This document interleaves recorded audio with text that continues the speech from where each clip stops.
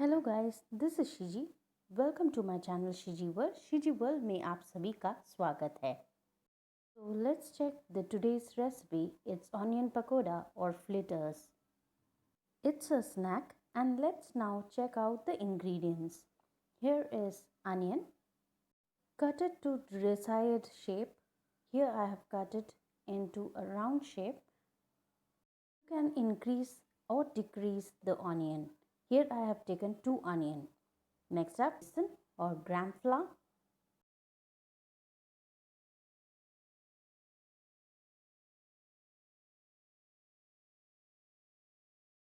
Next you need some red chili powder, some salt and some carom seed or ajwain in Hindi. Last but not the least, you need some water. Now let's check out the method. Place onion into a bowl and add some besan or gram flour. Into it, we will be adding red chili powder, salt and carom seed.